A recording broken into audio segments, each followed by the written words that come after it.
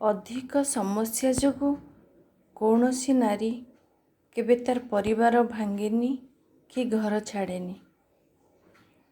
ନାରୀଟି ସେତେବେଳେ ଦୁର୍ବିସହ ହେଇପଡ଼େ ଆଉ ଘର ଛାଡ଼ି ଚାଲିଯିବାକୁ ବାଧ୍ୟ ହୁଏ କେତେବେଳେ ନା ଯେତେବେଳେ ତାକୁ ଭଲ ପାଇବାର ଅଭାବ ହୁଏ, ତାକୁ ମାନସିକ ଆଉ ଶାରୀରିକ ନିର୍ଯାତନା ମିଳେ, କିମ୍ବା ତାର ସ୍ୱାମୀର ଭଲ ପାଇବାର ଅଭାବ ହୁଏ।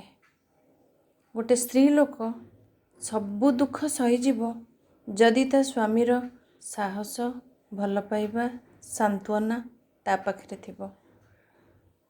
ଆଉ ଯଦି ଏଇ ଗୁଡ଼ିକର ଅଭାବ ହୁଏ, ସେ ସ୍ୱାମୀଠୁ ଏଇଗୁଡ଼ାକ କିଛି ନ ପାଏ, ତାହେଲେ ଶାଶୁଘର ଲୋକ ସମସ୍ତେ ଯେତେ ଭଲ ହେଇଥିଲେ ବି ସ୍ତ୍ରୀଟି, ମହିଳାଟି, ନାରୀଟି ସବୁ ପଛ କରି ଏକମୁହାଁ ହେଇ ଗୋଟେ ଅଜଣା ରାଇଜକୁ, ଅଜଣା ଦୁନିଆକୁ ଚାଲିଯିବାକୁ ବାଧ୍ୟ ହୁଏ।